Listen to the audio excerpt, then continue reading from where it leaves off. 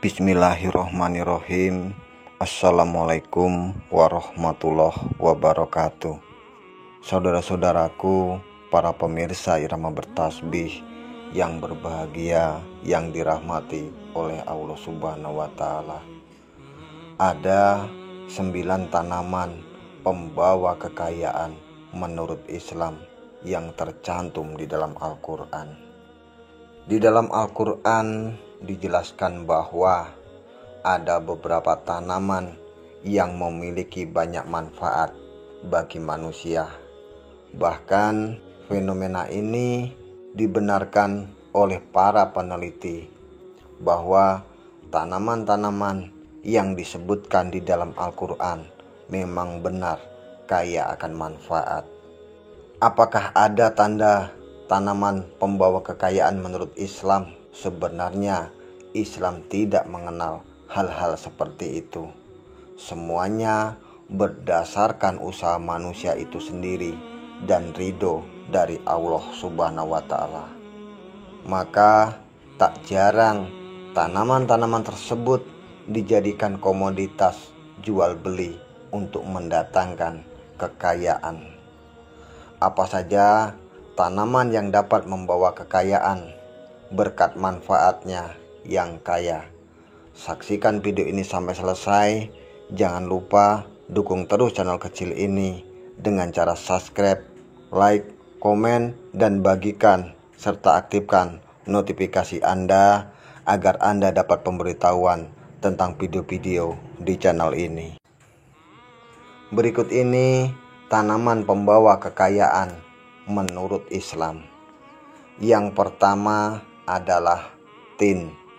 Tanaman ini merupakan tanaman istimewa yang disebutkan secara khusus di dalam Al-Quran.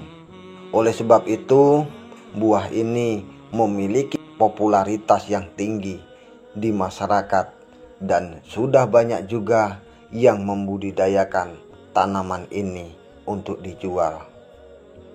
Tanaman ini memiliki nilai jual yang cukup tinggi. Yang kedua adalah zaitun. Zaitun merupakan tanaman pembawa kekayaan yang disebutkan di dalam Al-Quran. Manfaat tanaman ini sudah tidak perlu diragukan lagi karena telah dikenal sebagai tanaman yang mempunyai banyak manfaat. Tanaman zaitun dikenal sebagai tanaman yang bisa mencegah kanker dan penuaan dini. Yang ketiga adalah kurma. Tanaman ini memiliki sejarah dalam Islam dan buahnya dikenal sebagai santapan di bulan Ramadan. Kurma banyak dibudidayakan di Timur Tengah dan banyak juga jenis kurma yang diekspor ke Indonesia untuk memenuhi kebutuhan, khususnya di bulan Ramadan. Bahkan di Indonesia sendiri tanaman kurma sudah banyak dibudidayakan dan benar-benar bisa tumbuh dan menghasilkan buah. Akan tetapi tanaman kurma di Indonesia tidak berbuah sebanyak yang terdapat di Timur Tengah. Yang keempat adalah anggur. Tanaman anggur juga dikisahkan dalam beberapa surah di dalam Al-Quran. Buah anggur diriwayatkan sebagai buah yang disukai Rasulullah karena memberikan banyak manfaat bagi kesehatan. Di antaranya adalah menyehatkan jantung, menjaga kesehatan mata, mengurangi risiko kanker, sampai dengan menjaga kesehatan otak. Maka buah anggur banyak diminati serta mempunyai jenis yang banyak. Yang kelima adalah pisang.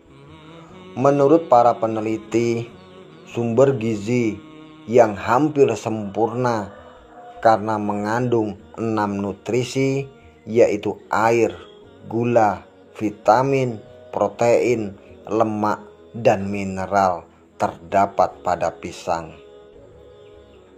Yang keenam adalah delima. Buah delima memiliki banyak manfaat, di antaranya adalah sebagai kecantikan tubuh dan kesehatan. Di pasaran, buah delima memiliki peminat yang tinggi. Yang ketujuh adalah bawang merah dan bawang putih. Manfaat dari kedua bumbu dapur ini sangat banyak dan menjadi bumbu wajib dalam masakan tertentu.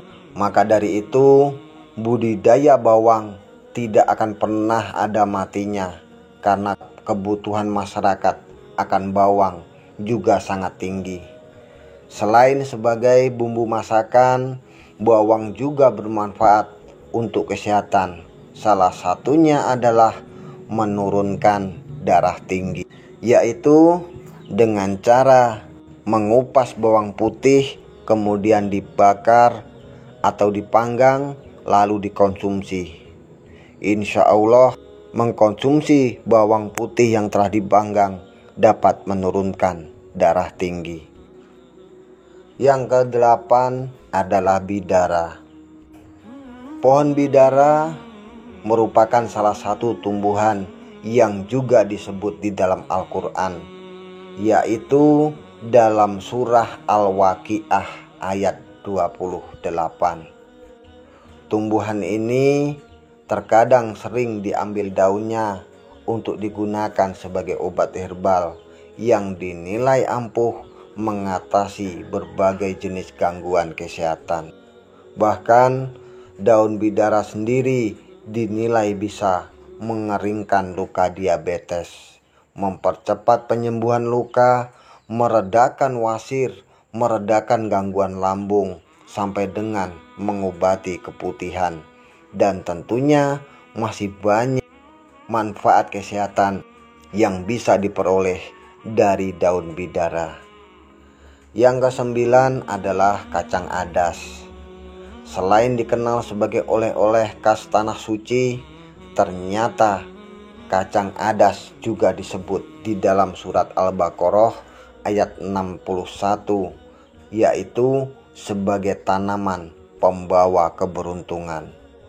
Bahkan jenis kacang ini ternyata disebut-sebut merupakan makanan yang dibenci kaum Yahudi. Dan ternyata kacang adas merupakan salah satu jenis kacang-kacangan yang memberikan banyak manfaat untuk kesehatan. Demikianlah 9 tanaman pembawa kekayaan menurut Islam yang tercantum di dalam Al-Quran. Dan semoga kita semua selalu dalam lindungan Allah Subhanahu wa Ta'ala, diberikan kesehatan, diampuni segala dosa kita, diberikan rezeki yang berlimpah, dan semoga apa yang kita cita-citakan dikabulkan oleh Allah Subhanahu wa Ta'ala. Amin amin ya robbal alamin. Akhir kata, wabillahi taufik wal hidayah. Wassalamualaikum warahmatullahi wabarakatuh.